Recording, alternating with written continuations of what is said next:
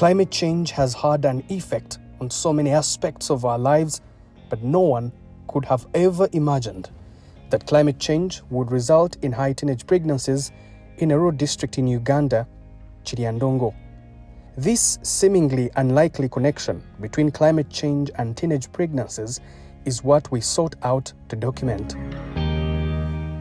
Our first encounter with the community is in this village known as Apodorwa. Locals are gathered here to address issues affecting their community. But there's something my eyes can't help but notice. Babies being carried on the back of young girls, their mothers. This has become commonplace, not just in this particular village, but in many parts of Kiryandongo District. And yet, this doesn't seem to bother them, or at least it isn't part of the agenda for this community engagement. One of the young girls coming to attend the engagement is Mungumio Lilian. Lilian is one of the few girls that managed to complete school at primary level in 2021. Her colleagues and fellow teenagers at the time dropped out of school due to early pregnancies. She was looked at as a hero because she beat all odds. But before her P7 results returned, I got pregnant. Then I came back at home. Lilian was already pregnant during vacation. She scored 13 aggregates, a super grade 2, and she was able to join secondary school, but her time there didn't last as her pregnancy was detected during one of the screening at school. The teachers told me to come back at home. That I first come and give birth to the baby, then I go back to school if I want. And this marked the end of her journey with school today. But how did Lilian find herself in this situation? During primary 7 vacation, her home ran out of food, and as a mature girl in the family, she was forced to go out looking for ways to feed herself and her family. This is where she fell into the hands of a man who sweet-talked to her with only 30,000 Ugandan shillings and ended up pregnant. We met with him when I was going to the market. I was going to the market, then he called me. Then I stopped. He told me that he loves me. Then I said, okay, no problem. After he gave me his contact, then I came back at home from the market. I flashed him. After flashing, he called me. After calling me, he told me that he want to meet me that night. Then I said, my parents are tough. I cannot come because my brother will kill me. Then after, he said, since my parents are tough, I should first leave. We left. We stayed for 1 week. Lilian's story is not unique. Many teenage girls are forced by unpredictable weather patterns which have disrupted traditional livelihoods, forcing families to adapt in desperate ways. Girls, often responsible for collecting water and firewood, venture farther away from home to look for ways to feed, increasing their exposure to risks. The same applies to Gamgisa Fortunate, who sat primary 7 in 2017, and even Nyamungu Lilian. These are just a few representing the larger community affected by warmer temperatures that have disrupted food production. Kiryandongo District Chairperson Aliguma Edith says homesteads have experienced the worst drought ever, hitting their gardens so hard to an extent that some families yielded no food at all.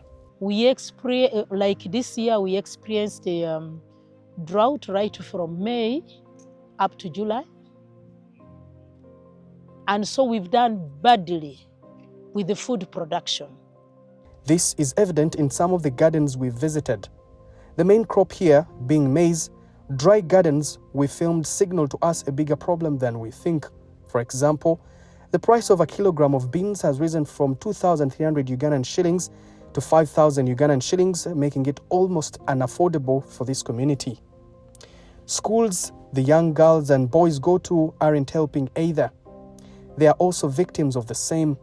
Once teenage girls can't find food at home or at school, they become prey to those who end up impregnating them. Definitely, they'll have to move to other homes to look for food. They'll have to move to some towns, especially those that are 13, 14. They feel like going to look for life and even to support their families. They'll tell their mothers, Mommy, let me go and look for support. Maybe become a house girl, and in the process, you don't know what happens. Maybe sell some items for people in town and all the others, and that exposes them to school dropout. And sometimes even when schools begin, some of them are still doing it. They are selling some chapati around. Some of them go working in other people's farms and fields. So the issue of child labor comes in. But how big is the problem? We moved to Apodorwa Health Center too to look at the health center data. There's no month that goes by without cases of teenage pregnancies registered.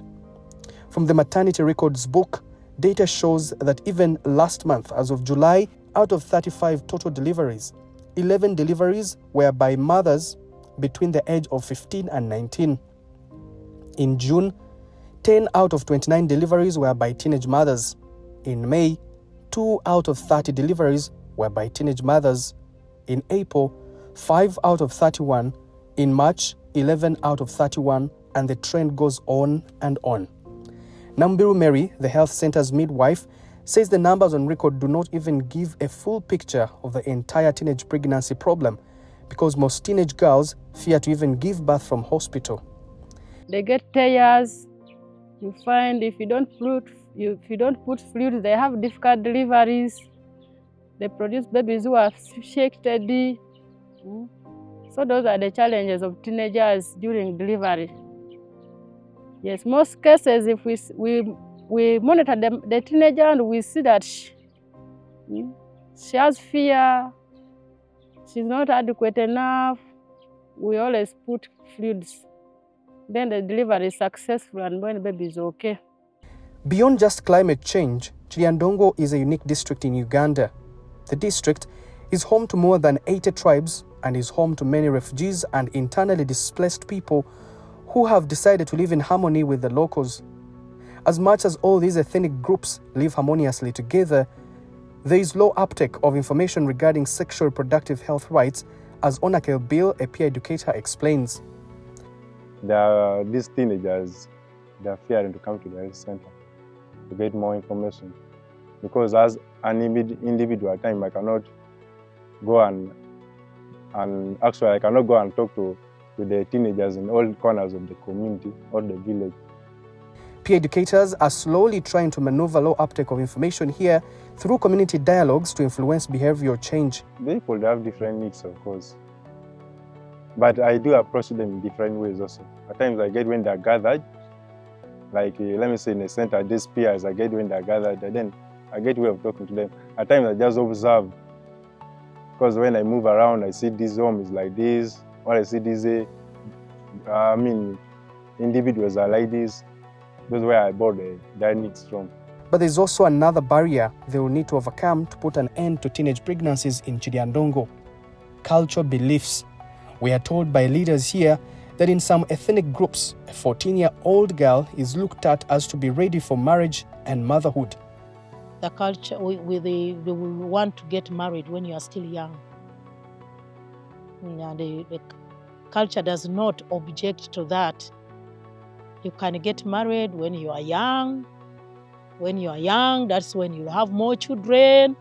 They will have a big population. They have to, multiply and fill what? The community. So that one is also another area where children go earlier, and when they are the marriage time, when there is the marriage season or the time, all girls are gathered in one place. And that means when you bring more girls, even the other side brings more boys. So they can court, they can have courtship within those 3 days when the marriage procession is taking place. This has also been made worse by other beliefs concerning education, a life virtue whose value they are yet to realize. The government should maybe construct for us more schools, secondary schools, at a walkable distance, so that when a child finishes primary level, proceeds with the secondary. Then another thing, the government should also construct for us tertiary schools. Like when a child fails to proceed with his studies, can branch and do maybe hairdressing, tailoring. These cultural beliefs and low uptake of sexual reproductive information rights only exacerbate the situation created by climate change, leaving behind a community of children raising children. District leaders are now calling upon government to increase the amount of money provided for in every parish to tackle the challenge of low food production. Right now, we have the parish development model, which every household is entitled to 1 million shillings. But of course, in a parish, the households are many compared to the amount of money which is coming in. So you find that others haven't accessed, but others have already done what? Others have already accessed. And definitely not all are going to put into agriculture, crop production, but others are going to look after animals and birds. But if our people are supported to do livestock of some level, it will be better than, or as they are growing crops, they also have some livestock. Country Director Richard Hand Uganda says low uptake of information can be tackled through available innovative solutions for outreach of messages around sexual reproductive health rights, since the traditional methods have not been effective on this particular community because of its uniqueness. At Richard Hand Uganda, we really hope that some of our innovative approaches, such as the Wisdom Cinema is where we use our traditional video outreach to take educative messages to youngsters in the communities. We package this information in ways that is easy to relate with, using audio-visual examples that can relate to the young people of this country, and sometimes very tailored to the regions where we are going to make young people know that whatever they are going through is not unique to them. Other people have gone through it and they have come out of it. And you know, these films kind of give building blocks of what people could start with on how people can report issues of sexual abuse and violence. As the sun rises over Kiryandongo, a new dawn breaks for its young girls. With every seed planted, every book opened, and every voice raised, there is still hope to reclaim their future. As the community confronts the intertwined challenges of climate change, poverty, and cultural barriers, a new generation of young girls still dares to dream of a different future. Their stories remind their leadership of the urgent need for collective action and the power of resilience in the face of adversity.